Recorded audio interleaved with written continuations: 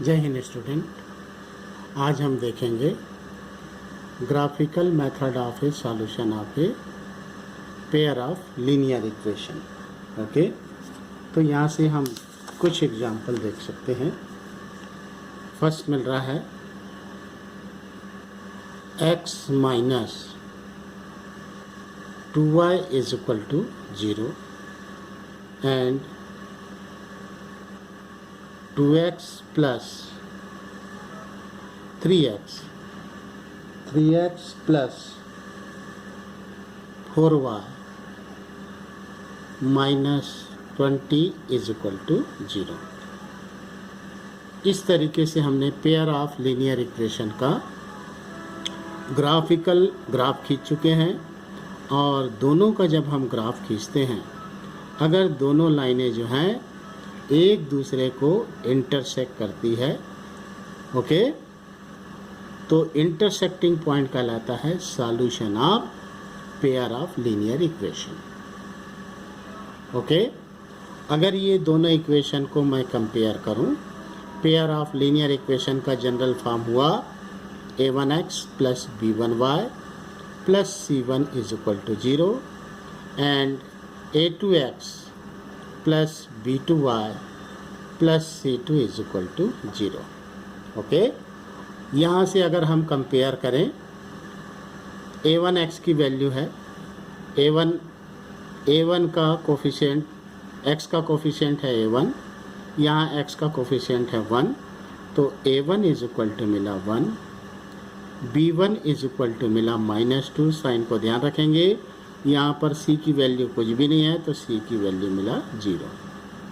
इसी तरीके से इक्वेशन 2 को हम कंपेयर कर रहे हैं, तो a2 की वैल्यू मिला आपको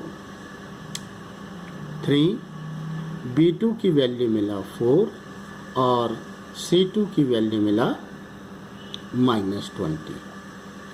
ओके, तो यहाँ से रिलेशन मिल रहा है a1 upon a2 is equal to मिल गया 1/3, b1 upon b2 is equal to -2/4, this is equal to -1/2 and c1 upon c2 is equal to 0 upon -20। Okay, तो टू वेरिएबल लीनियर इक्वेशन जो है ये डिपेंड करता है किस पर, ये जो आ रहा है a1 upon a2 and b1 upon b2 के रिलेशन पे। तो यहाँ से हम देख सकते हैं a1 upon a2 okay is equal to मिला 1/3 and b1 upon b2 is equal to -2/4, this is equal to -1/2। तो a1 upon a2 does not equal to b1 upon b2, that is 1/3 does not equal to -1/2। Okay, तो इस condition में आप क्या कर सकते हैं भाई, इस कंडीशन में ला सकते हैं रेशियो को कंपेयर कर रहे हैं, तो ये कहलाएगा a1 upon a2 does not equal to b1 upon b2।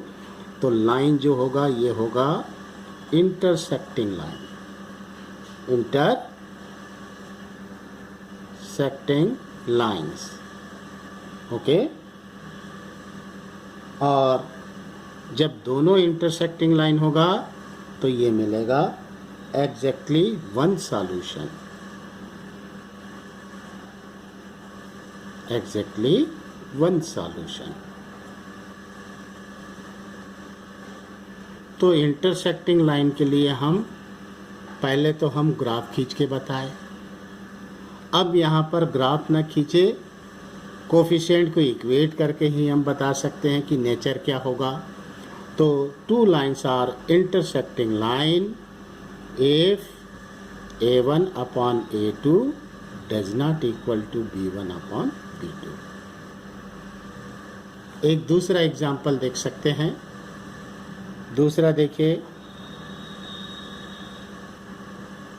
2x plus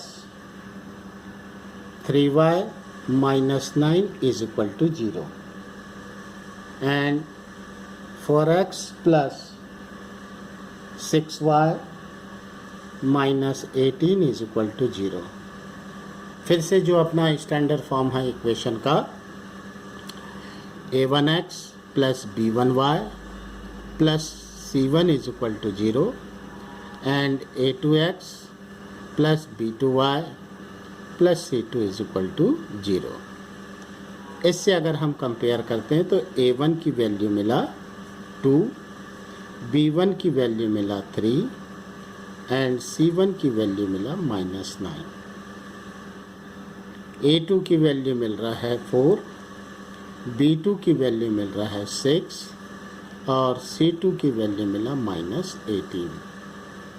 okay, तो देखिए यहाँ से a1 upon a2 is equal to मिल गया 2/4, b1 upon b2 is equal to मिल गया 3/6 and c1 upon c2 is equal to -9/-18।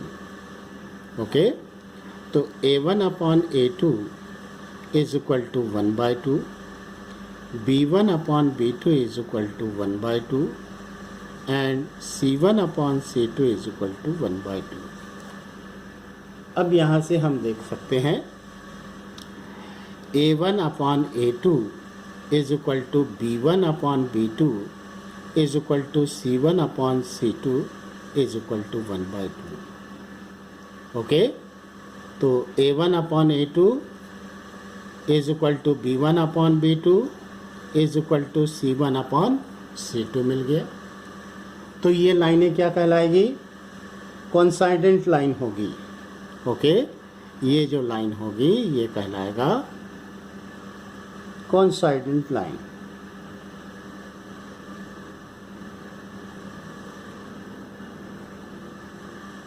कोइंसाइडेंट line मतलब एक लाइन के ऊपर दूसरी लाइन, तो इसमें होगा इनफाइनाइटली मेनी सॉल्यूशन।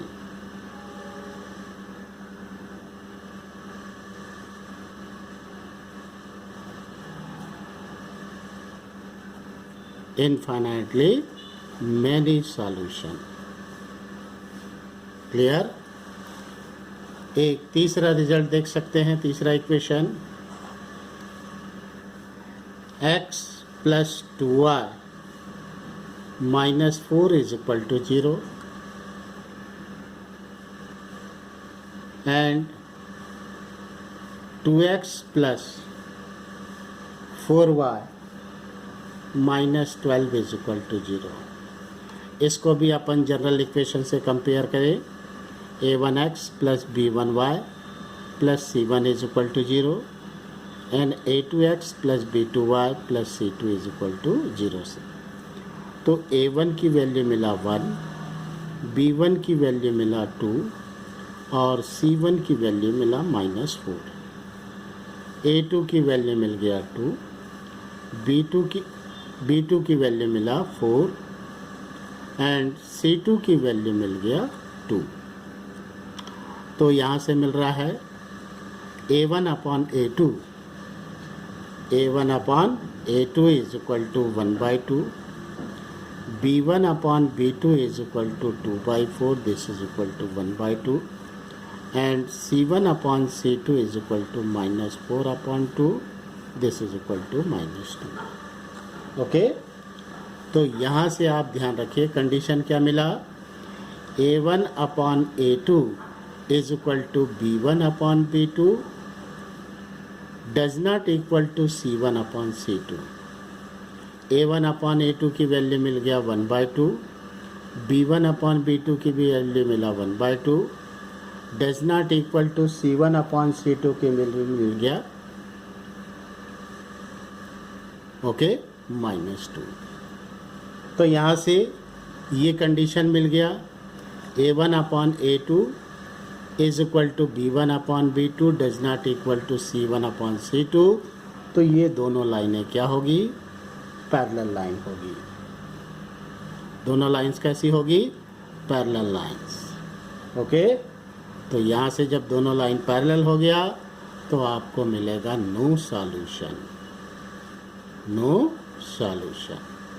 ओके, तो ध्यान रखिए ये तीनों जो कंडीशन है, पहला कंडीशन मैंने निकाला A1/A2 does not equal to B1/B2, दूसरा कंडीशन निकाला A1/A2 is equal to B1/B2 is equal to C1/C2, third condition निकाला मैंने A1/A2 is equal to B1/B2 does not equal to C1/C2।